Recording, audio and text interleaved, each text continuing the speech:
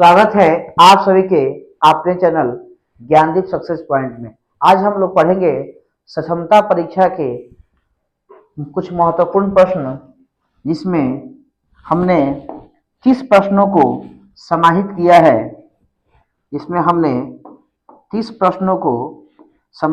है। वो हमारा प्रश्न हैगा सामाजिक विज्ञान, विज्ञान एवं हिंदी तथा समसामयिकी से इम्पोर्टेंट 30 प्रश्नों का यह प्रैक्टिस सेट 2 है। और इसके पहले मैंने 30 प्रश्नों का एक प्रैक्टिस सेट 1 बनाया है, जो आप लोगों ने काफी देखा है और सराहा भी है।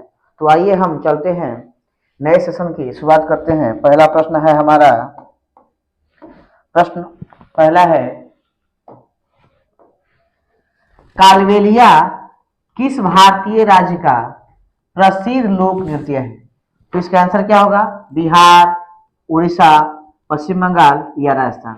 तो इस प्रश्न का सही आंसर है ऑप्शन नंबर डी, यानी कि राजस्थान। राजस्थान में कालबेलिया नृत्य काफी प्रसिद्ध है। अब आते हैं हम लोग दूसरे प्रश्न की ओर। दूसरा प्रश्न है हमारा है,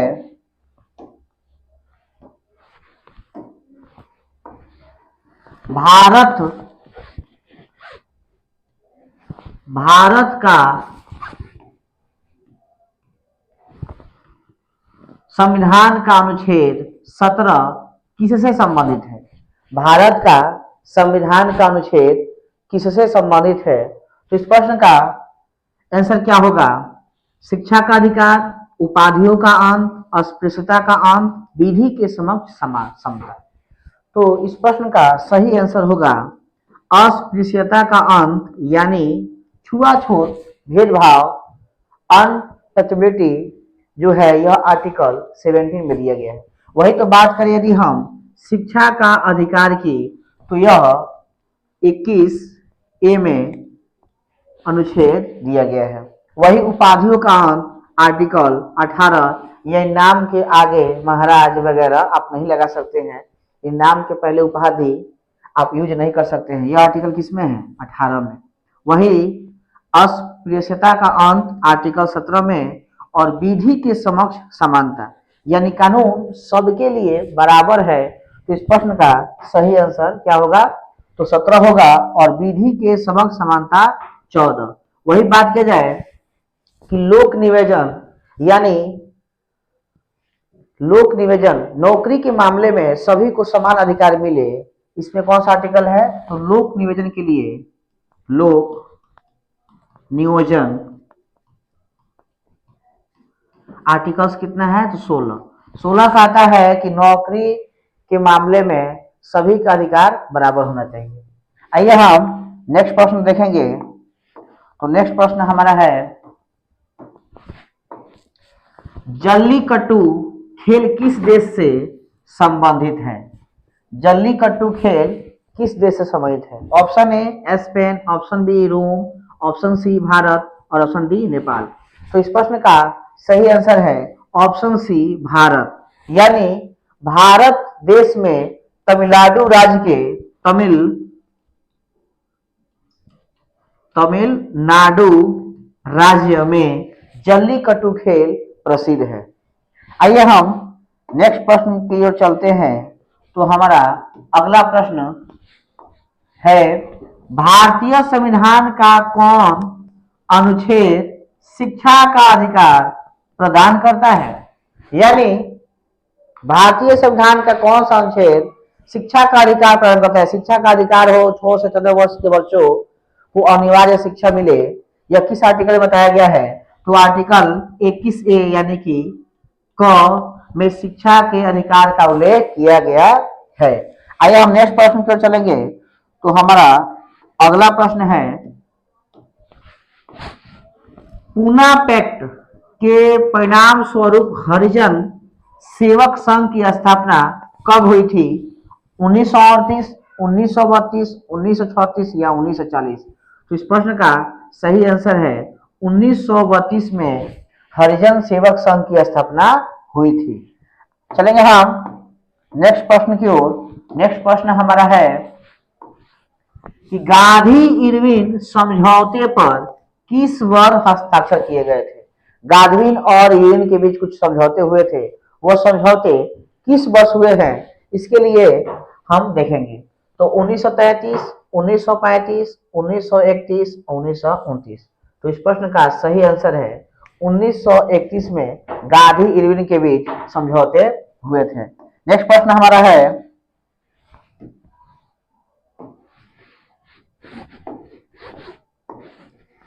पृथ्वी के वायुमंडल की पहली परत कौन है। यानी पृथ्वी के ऊपर बहुत सारी लेयर पाई जाती है, जिसे हम लोग मंडल, क्षोभ मंडल, बाह्य मंडल, समताप मंडल एवं आयन मंडल के नाम से जानते हैं। तो पूछ रहा है क्वेश्चन कि पृथ्वी के वायुमंडल की पहली परत कौन है। ऑप्शन ए क्षोभ मंडल, ऑप्शन बी बाह्य मंडल, ऑप्शन सी संताप मंडल, समताप मंडल एवं समताप मंडल एवं मध्य मंडल। तो इस प्रश्न का सही जवाब होगा क्षोभ मंडल। पृथ्वी के सबसे नजदीक यानी पृथ्वी के पास वाली परत क्षोभ मंडल कहलाती है। यदि वही बात करें समताप मंडल की, तो इस मंडल में ओजोन लेयर पाई जाती है, जिसका सूत्र O3 होता है। आएंगे हम अगले प्रश्न की ओर। अगला प्रश्न हमारा है ग्लेशियर आमतौर पर पाए जाते हैं। ग्लेशियर कहाँ पाए जाते हैं। तो ऑप्शन ए मैदान, ऑप्शन बी पठार, ऑप्शन सी नदियां और ऑप्शन डी पहाड़। तो इस प्रश्न का सही आंसर है पहाड़ों में ग्लेशियर पाए जाते हैं। अगले प्रश्न की तरफ हम चलेंगे। तो अगला प्रश्न हमारा है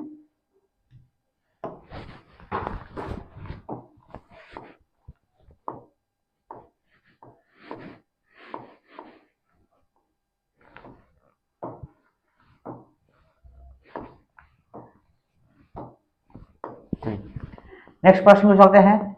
इनमें से कौन सा भूकंपीय तरंगों का एक प्रकार है।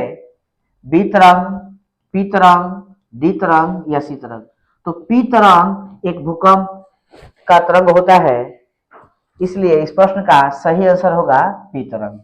अब चलेंगे हम अगले प्रश्न की ओर। तो अगला प्रश्न हमारा है इनमें से कौन नदी अरब सागर में गिरती है। कौन सी नदी अरब सागर में गिरती है। वह कौन सी नदी है जो अरब सागर में गिरती है।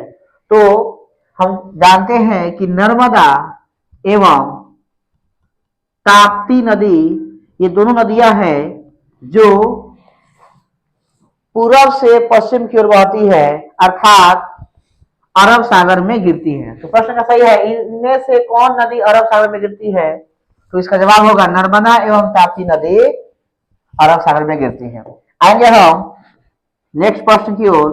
तो नेक्स्ट प्रश्न हमारा है भारत में आपातकाल की उद्घोषणा केवल डैश ही कर सकता है। यानी आपातकाल यदि देश में लगता है तो उसकी घोषणा कौन करता है।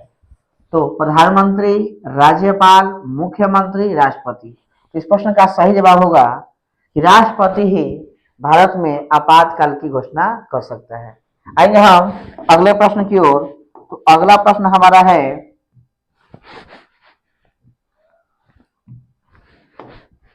लैंथेनाइड्स कितने तत्वों की एक श्रृंखला है।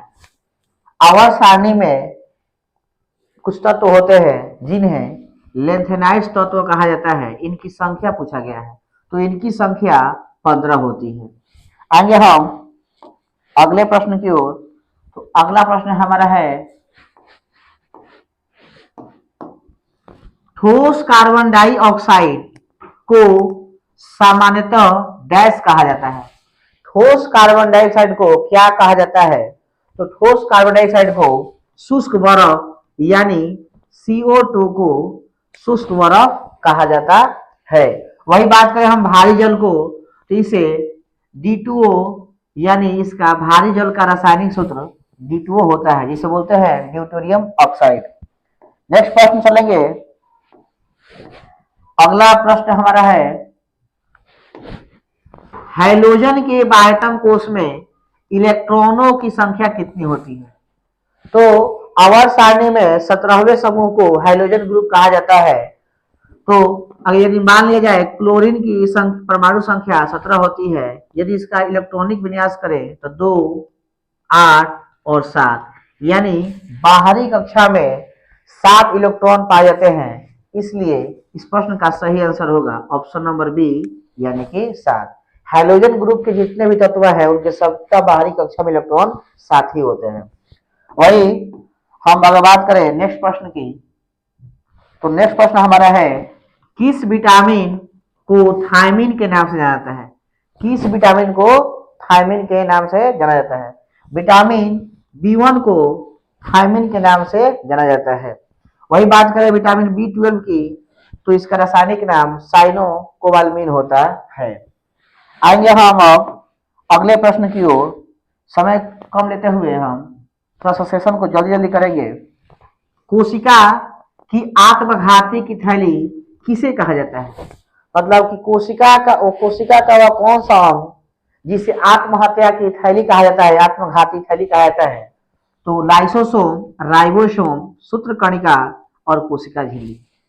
बात करें लाइसोसोम, तो इस प्रश्न का सही आंसर होगा लाइसोसोम आत्मघाती थैली होती है और यह एक झिल्ली से बनी होती है, एक झिल्ली से बनी होती है। वही राइबोसोम झिल्ली विहीन होती है।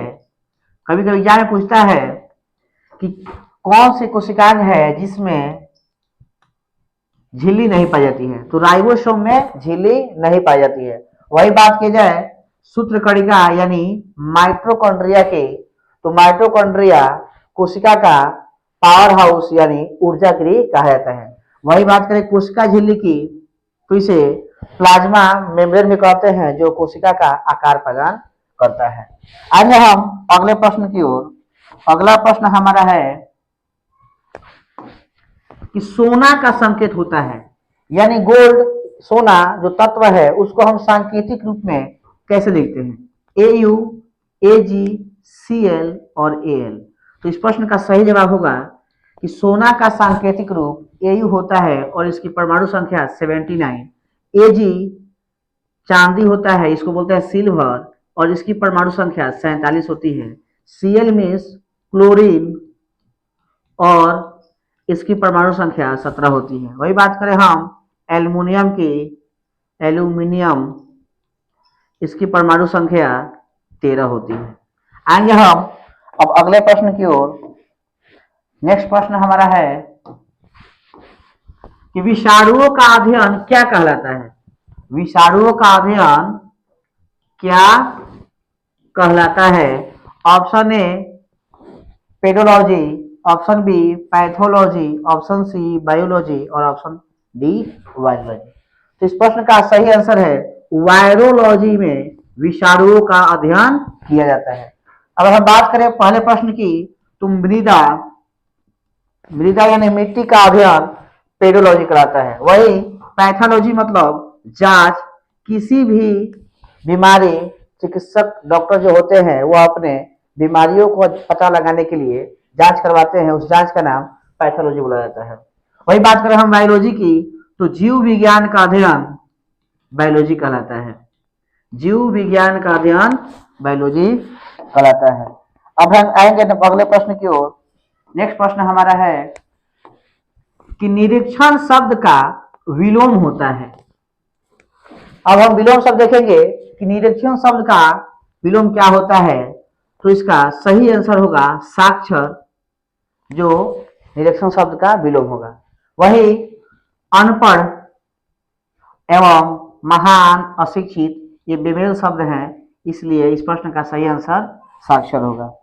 नेक्स्ट प्रश्न देखेंगे हम, उथला शब्द का विलोम है। उथला शब्द का विलोम है गहरा, ऊंचा, समतल, उभार। तो यदि यह कोई समतल सतह है, यदि उथला यह सतह है तो इसका विलोम क्या होगा? गहरा। यानी उथला शब्द का विलोम शब्द परफेक्ट रूप से गहरा, इसका आंसर सही होगा। नेक्स्ट प्रश्न की ओर हम चलेंगे। नेक्स्ट प्रश्न हमारा है, दिए गए वाक्यांश के लिए एक शब्द होगा जो देने योग्य हो। दिए गए वाक्यांश के लिए एक शब्द क्या होगा? जो देने योग्य हो। निर्दयी, दे, अदे या प्रदाता। तो इस प्रश्न का सही आंसर होगा दे। दे का तात्पर्य जो देने योग्य होता है उसे कहते हैं हम दे। अगले प्रश्न की ओर हम चलेंगे।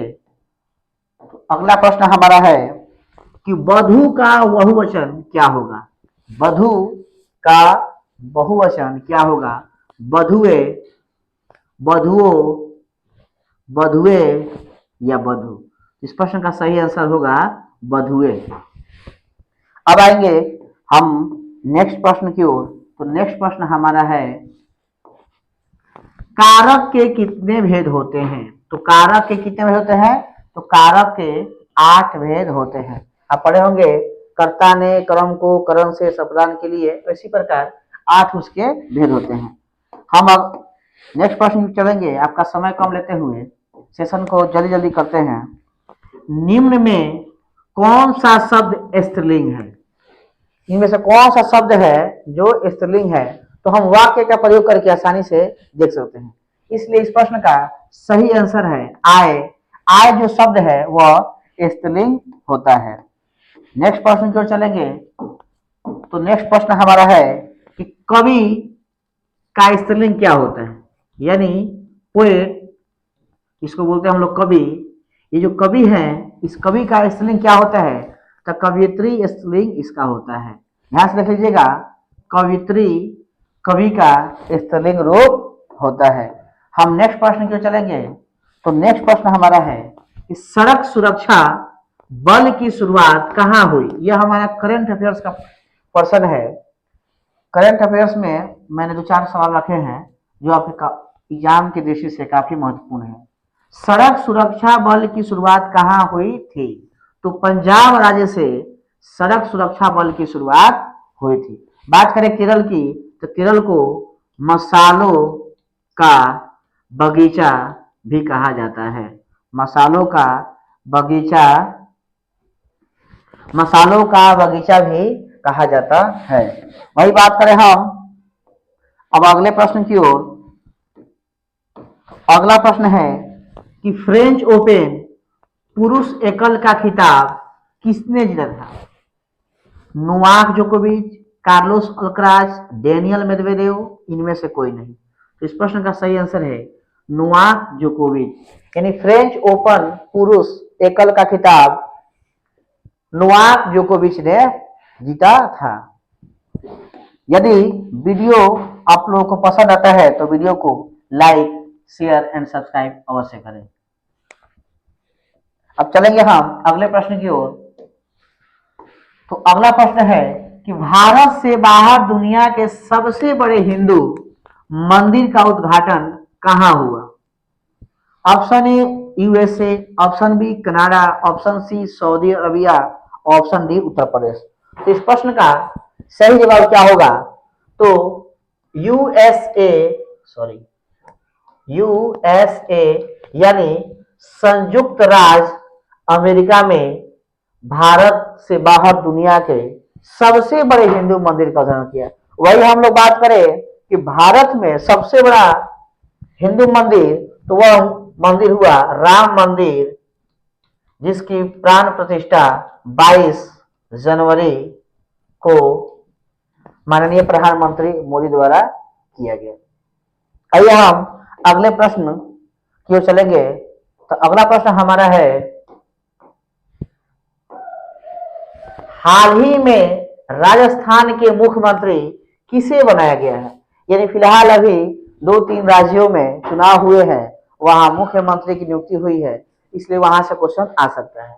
तो पहला है Nitish Kumar, option B Bhajanlal Sharma, option C Mohan Yadav और ऑप्शन डी पुष्कर सिंह धामी। तो आइए हम सभी प्रश्नों को एक बार बता देते हैं। अभी नौवीं बार बिहार के मुख्यमंत्री श्री नीतीश कुमार को नियुक्त किया गया है। और भजनलाल शर्मा की बात करें तो इन्हें राजस्थान के मुख्यमंत्री के रूप में नियुक्त किया गया है। वही मोहन यादव की बात करें तो मध्य प्रदेश, जो पहले शिवराज सिंह चौहान हुआ करते थे, उनके जगह पर मोहन यादव मुख्यमंत्री चुनाव जीते हैं, जिन्हें मोहन यादव को मुख्यमंत्री के रूप में नियुक्त किया गया है मध्य प्रदेश के। और वही बात करें हम पुष्कर सिंह धामी, जो उत्तराखंड के मुख्यमंत्री हैं। अब हम नेक्स्ट प्रश्न पर चलेंगे। तो नेक्स्ट प्रश्न हमारा है, हाल ही में दुनिया के सबसे अमीर व्यक्ति कौन बने हैं? यानी हमेशा धनी व्यक्तियों की सूची, शक्तिशाली लोगों की सूची हमेशा बदलती रहती है, इसलिए हम लोग देखेंगे कि अभी फिलहाल में बहुत सारे लोग में अमीर सूची अपडेट हुई है। तो अमीरों की सूची अपडेट हुई है, तो हम जान लेते हैं। Elon Musk, Bernard Arnault, Jeff Bezos और गौतम अडानी। तो इस प्रश्न का सही आंसर हमारा होगा बर्नार्ड आर्नोल्ड, जिन्होंने सबसे अमीर व्यक्ति दुनिया में बने हैं और एलन मस्क को पछाड़ दिए हैं। सबसे अमीर व्यक्ति बर्नार्ड आर्नोल्ड बने हैं, जो एलन मस्क को पीछे छोड़ दिए हैं। एलन मस्क की कंपनी ट्विटर, जिसे एक्स नाम है, और जेफ बेजोस की कंपनी है अमेजन।